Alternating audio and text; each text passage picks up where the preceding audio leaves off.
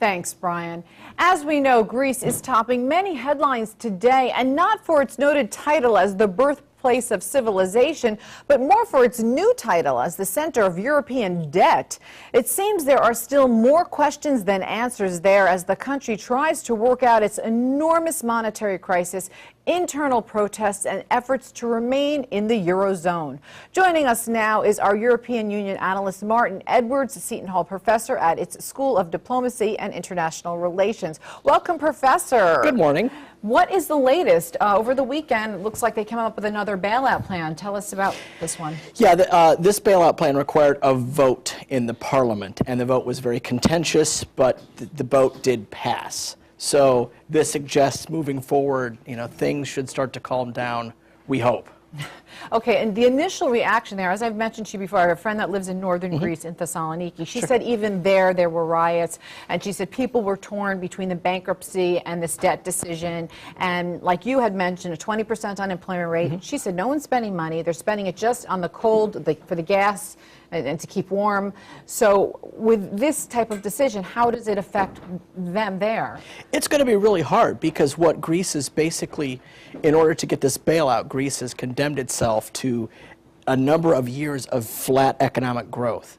And which is really hard in a country with unemployment. You want to be able to use fiscal policy to fight that. But that's not an option because that won't make the IMF and the rest of the countries in the Eurozone happy. So then what happens?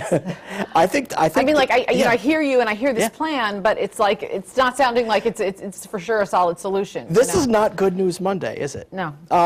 So, not for them anyway. Yeah, I mean, I think. Or really globally, because this has global implications. Yeah, without question. The big test is going to come with the elections, right? That everyone's going to sort of watch and see.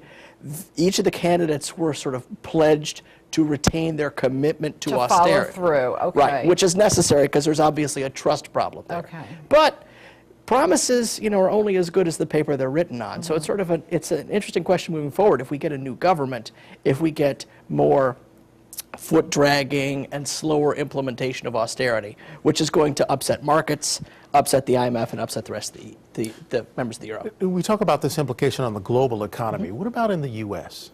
I mean, we look at that and see, we look at it as over there, but does it have an impact here? No, it absolutely does. If things were to get worse in the EU is our largest trading partner with the U.S., and so that has huge ripple effects for us.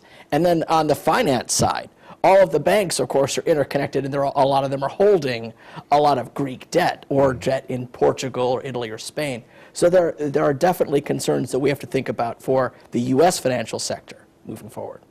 And then globally, what do we have to look at? So we're looking, U.S. has to watch, Europe has to watch. I mean, are we looking at, the whole world watching out because of this? Oh, no, absolutely. Because, it just raises the question about where is the growth coming from globally. It's not coming from Europe. It's arguably not coming from the United States. And so that means we have to rely on emerging markets to get the world economy moving again. And those countries have their own issues at home. So is that realistic at all that those emerging markets are going to be able to make enough of an impact?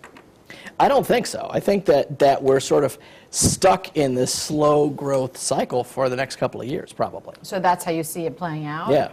Do you see them dropping out of Eurozone and going back to drachma? Because, you're hearing that in the wind, too. Yeah. I think for them, that idea would be so difficult in practice. I mean, it's easy for them to say that we won't, bow to, German bankers and stuff like that in theory, but in practice, they would then have to issue all new currency. And then the question is, well, what's its value? So, for them, that would be just declaring, sort of raising the white flag and surrendering. They would get the ability to have their own monetary policy back, but it would come at such a huge cost. Who would lend to these guys moving forward? Right, and then it's tail between your legs, that kind of thing as well. I know you wanted to jump in. Well, Greece has some interesting connections with Russia. I wonder if there is more of an input coming from that part of the world than there is from Europe, or are they saying, well, we've got a hands-off attitude? Yeah, I think the Russians are monitoring the situation. That whether the Russians want to try to commit any resources to help Greece out is still very much an open question. Wow. And what about Portugal? I mean, you're hearing that, they're maybe the next to go. I mean, I hate to put it like that, but... Yeah, the good, well, there is, all right, so there is good news here. Okay, good. Portugal is different from Greece in that it has sort of the same, the markets are equally skittish. Okay. But Portugal at least has a government that is not a political coalition and has been working hard to get spending under control. Okay. So I think folks are worried about it, but they think they have more of a trust in the Portuguese government than they certainly have with the Greek government now. So does that differ from Spain as well? How do Portugal and Spain differ? Yeah, well, the difference, Spain is also sort of moving to implement this because, of course, they see what's going on in Greece. Right, so they're all... And they don't high want any alert. part of Yeah. this, right?